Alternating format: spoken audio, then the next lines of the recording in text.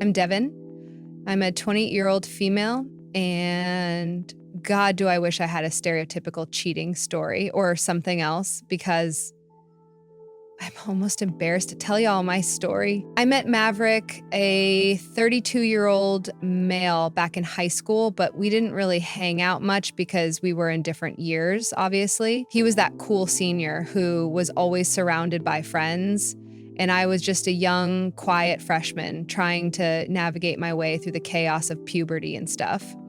Fast forward a few years, and life has taken us on different paths. At 24, I was still trying to figure out what to do with my life when an unexpected opportunity brought us back together. Maverick and I started hanging out again, and it felt like rekindling an old friendship.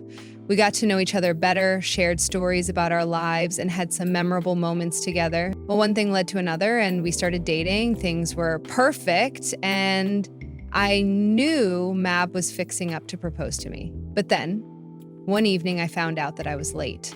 I took a pregnancy test, and sure enough, I was pregnant. I was excited about the news and thrilled at the thought of sharing this incredible journey with Maverick. We had spent so much time getting reacquainted, and I felt a deep connection between us. I really thought everything would be perfect and that we'd be a happy family. I loved Maverick a lot, and I couldn't wait to share the news of my pregnancy with him, believing it would bring us even closer. But when I mustered the courage to tell Maverick, everything changed. His reaction was unlike anything I had expected. He didn't react with joy or excitement, but instead, he looked like he had just discovered that someone had pissed in his cereal, and then he got up and left the room without saying a word. He looked utterly upset, and I couldn't fathom why. Prepare for that, it was embarrassing because I had set up a hidden camera to capture the moment, just like those cute videos on TikTok. I had expected him to be thrilled, not to react with anger and frustration like it was such an inconvenience for him. I tried to call and text him that night, but there was no response. I couldn't sleep, worrying about what had gone wrong and whether he was going to leave me. The very next day, I heard a loud, angry knocking at my door. I opened it, and there stood Maverick, looking even more furious than the night before. I was utterly confused and anxious about what had caused this dramatic change in him. Before I could even say hello, he started yelling at me. "Devin, you can't be serious. How could you let this happen? Are you kidding me? What the hell is wrong with you, man? Funny, I came here to ask you the same question. You're crazy, you know that? And how could you leave me like that last night? Do you know how that made me feel? And what about my feelings, Devin? I don't even know what you're feeling because you don't freaking talk to me. And I don't even know why you're acting like this. We discussed having kids before. You said you wanted to be a father. Well, that's what I'm making you, and you're here treating me like crap. I don't get it. Please explain it to me." "Yeah, I said I wanted kids, but I didn't mean right now. It's too early for this. I'm not ready for kids. I wanted us to be married first." "Well, we can get married if that's what you're worried about. We can definitely do that. But Maverick, I want to keep this baby. I don't appreciate you treating me this way. I thought you'd be happy about it." "Happy? This is all your fault. You're pressuring me into this, and I can't believe you're not considering how I feel." "I'm not pressuring you into anything, Maverick. I just thought we were on the same page about starting a family." "Well, we're not. I won't be ready for this baby for a long time. I want you to get rid of it. Maverick, I want this child. I won't have an abortion just because you're not ready. We need to figure this out together." "Figure it out? How can we figure this out when you're not even giving me a say in this decision?" As the days turned into months, Maverick and I managed to navigate our differences and decided to get married before the baby's arrival. I was relieved, thinking that my husband had come to understand that having a child was a blessing, not a burden. We had a relatively smooth period in our relationship, with Maverick appearing to be supportive. However, things took a turn for the worse after I gave birth. It became evident that Maverick's initial willingness to marry and become a father had been short-lived. While I assumed it was the stress of becoming a new parent, the issue went way beyond that. As our baby, Mav Jr., reached 4 months, Maverick's disinterest in fatherhood was undeniable. He barely acknowledged the child, and his presence in the family was kind of rare. I was extremely frustrated with Maverick's behavior, and I couldn't help but express my anger. I would often find myself complaining and yelling about how I felt like I was raising our child all on my own.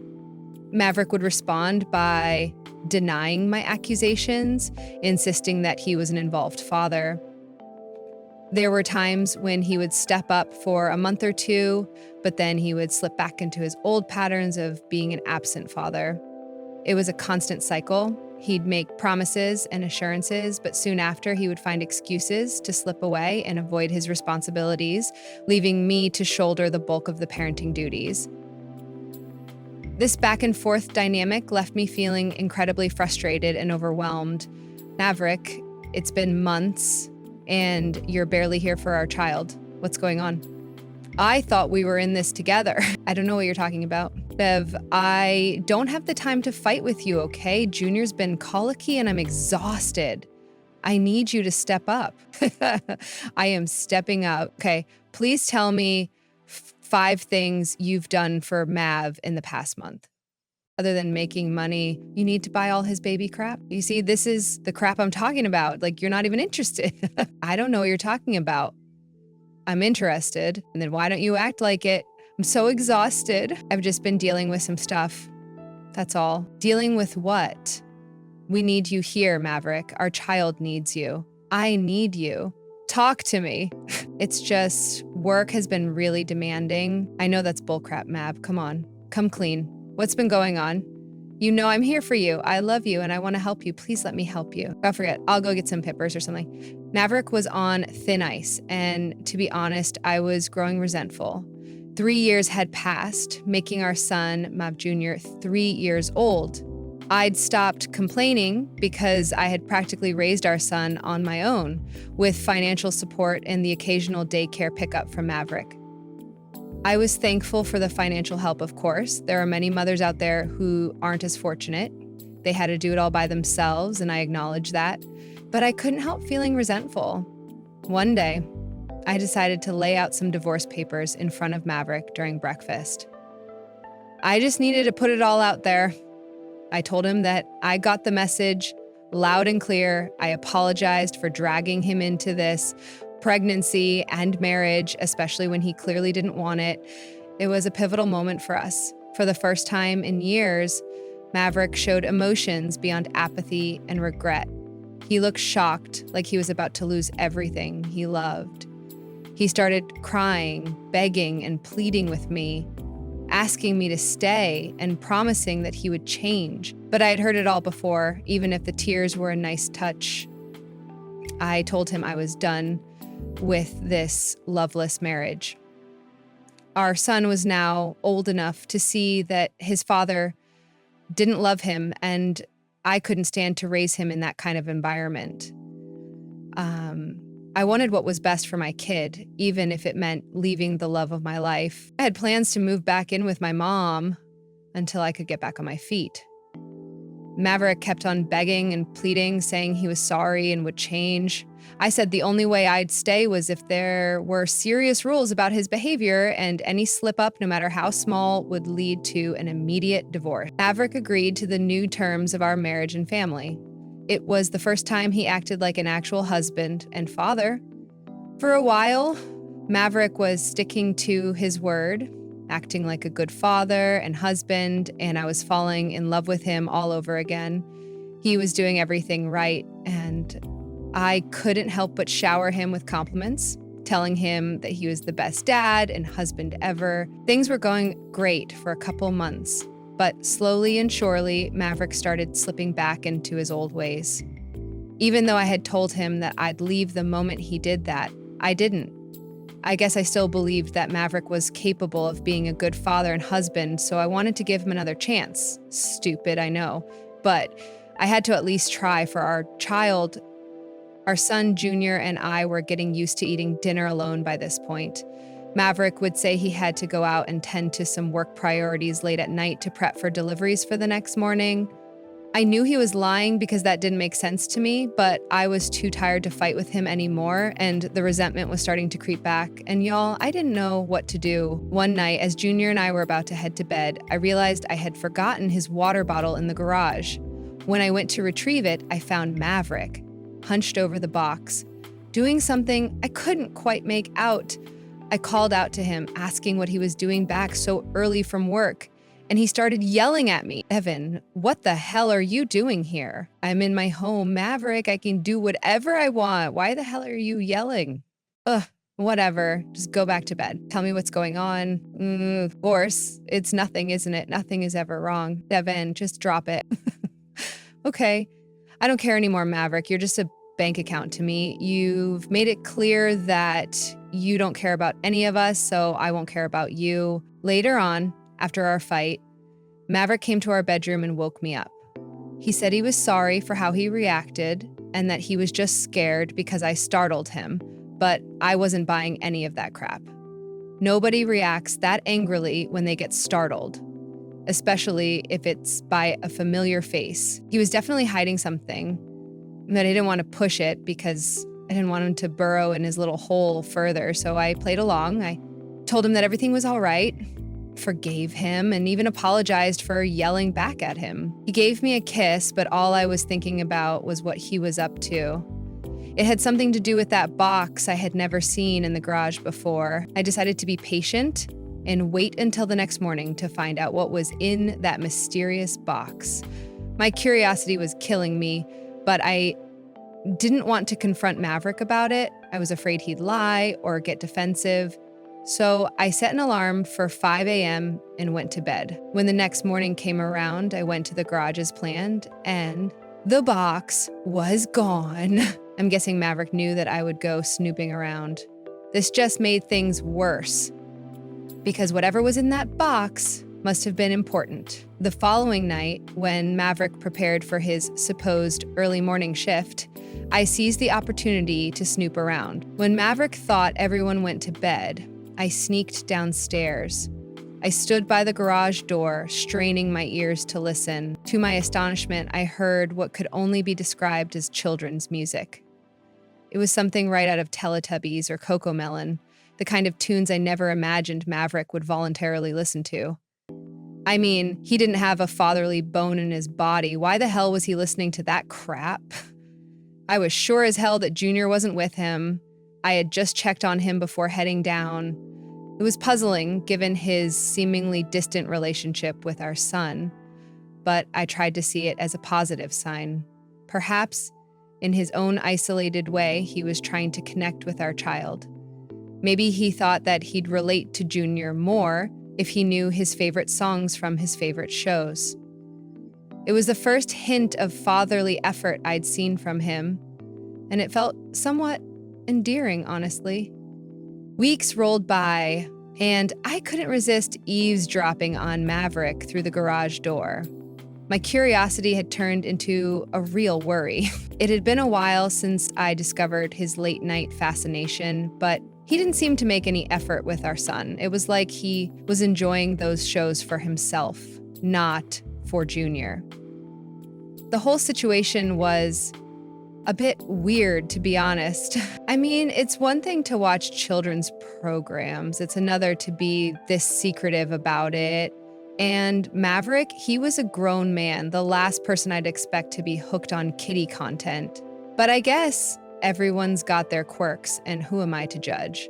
Honestly, what bothered me was how it was affecting our family and how he continued to be distant. He'd rather watch cartoons than spend time with his family. I had to figure this out and bring our family back together. My plan was to be understanding and open-minded. Someday I'd casually walk into the garage and let him know it's cool to enjoy whatever you like, even children's shows, without feeling embarrassed. But I had to be super careful with how I approached this, so I didn't freak him out. We needed some healing, and I was ready to do whatever it took to fix things. I was still pretty nervous about confronting Maverick and his secret.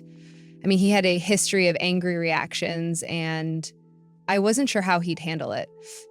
Just hearing what was going on wasn't cutting it anymore, so I decided it was time to see it with my own eyes. One day when Maverick was at work, I sneaked a camera into the garage.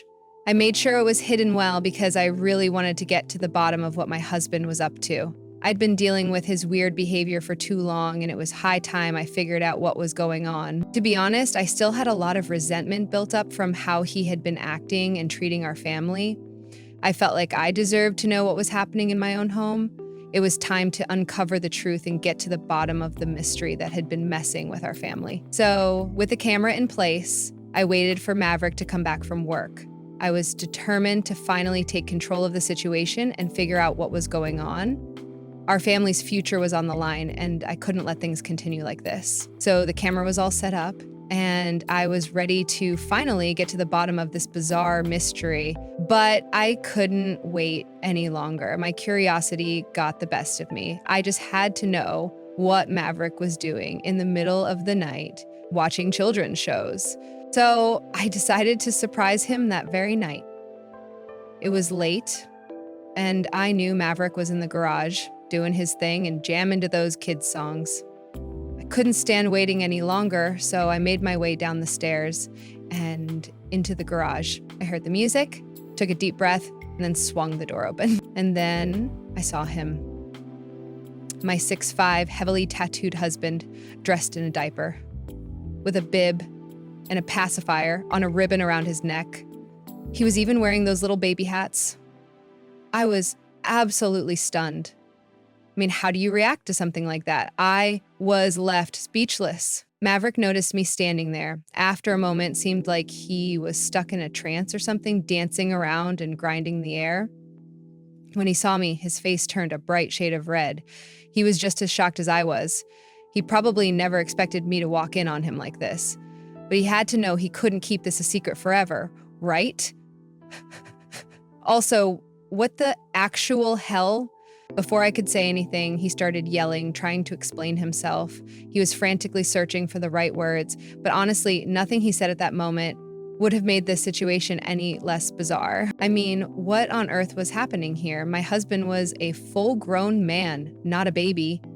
The whole scene was beyond surreal, and I couldn't wrap my head around it. I just wanted answers. But I didn't know what to expect from Maverick. What could he possibly say to justify this peculiar behavior? It was a moment that would change our lives forever. Devin, wait. I can explain everything. Yvonne goes silent. It was a dare from some of my workmates. You know the guys are at the site. What the hell is going on, Maverick? Oh, we just shut up, Devin. Jesus Christ, Maverick. I understand what you might be feeling now. You don't understand anything. You're just a dumb witch. I'm going to choose to ignore that because I want to hear you out. We can have a conversation about this, but I'm not going to let you insult me. Well, I haven't said anything to you. Just tell me what all of this is. Please. You're always acting like you're better than me, Devin. You think you're so perfect. You're just a arse. Just as dumb and stupid and ugly as you were in high school. Why did I even give you a chance, Maverick? Stop projecting your insecurities onto me. We need to talk about this like adults. You're such a controlling, uptight witch. You have some nerve talking to me that way, considering what? Say it. Considering you're dressed as a frickin' baby Maverick. There it is. I knew you would judge me. I'm not judging you. But you gotta admit, this is really odd, babe. Don't call me that. Why? Does it turn you on or something? You're being so rude and evil right now. Oh, spare me, maybe. You've been treating us like crap for years now. Is this the reason why? Because you were ashamed of this side of you? Is this why you're not a present father? Is this why you resent Junior because you wish you were him? You don't know anything about me. Get the hell out. No. You've been shutting me out for years. I want us to talk about this. Talk to me, please. You don't know anything about me. Just shut the hell up and leave me alone. You need to remember your place. Mav, I've been patient with you, but my patience is wearing thin. I don't know what is going on with you. I want to love you and support you, but you're making it difficult. You're nothing but a stupid housewife, and you want me to listen to you. get out of my face right now. I couldn't believe what had just happened. The words that came out of Maverick's mouth had cut through me like a knife. He had always been distant and secretive, but this was a whole new level of weirdness that I couldn't wrap my head around. I'd never seen him act like that, shouting insults and telling me to get out like that, like I was some kind of monster. The shock left me stunned, and I chose not to engage further. I turned and walked away, back to our bedroom, leaving him there with his weird-ass fetish. I needed to clear my head and gather my thoughts. With the morning light came a wave of emotions that I hadn't been ready to confront the night before. I couldn't sleep, and all I could think about was what I had witnessed in the garage. I knew I had to retrieve the camera and see everything for myself. I'd placed it there to uncover Maverick's secret, but now that I had seen it for myself, I wasn't sure I was ready to face the truth in its gory glory. It felt like a nightmare, honestly. The morning seemed to drag on forever, but I finally mustered the courage to get the camera. I didn't know what to expect as I plugged it into my computer. My heart was pounding and my hands were trembling as I clicked play. And then there it was on the screen, a sight that I could never have imagined in my wildest dreams. It was Maverick, dressed in the same diaper, with the binky. He was being weird, even saying stuff like goo goo and gaga. Now listen, y'all, when it comes to freaky stuff like this, I don't know if I can get past it. It's some scary stuff. And to be honest, I was very angry and bitter about how he had treated me, not just the previous night, but all of these years. I was just angry, y'all. So you know what I did? I got the video and I posted it everywhere, exposing my husband for the sicko he was. I was angry. How dare he treat me like that and expect me to do nothing? How dare he leave me alone to raise a baby by myself and act like this?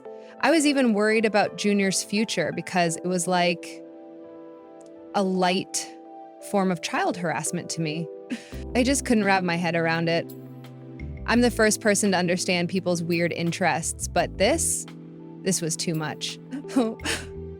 Well, as you might have suspected, the video went viral and Maverick wanted to murder me, but I didn't care. I was planning on following through with the divorce, which is what I should have done long ago, and I wished I had, because it means I would have lived the rest of my life not knowing crap like this exists.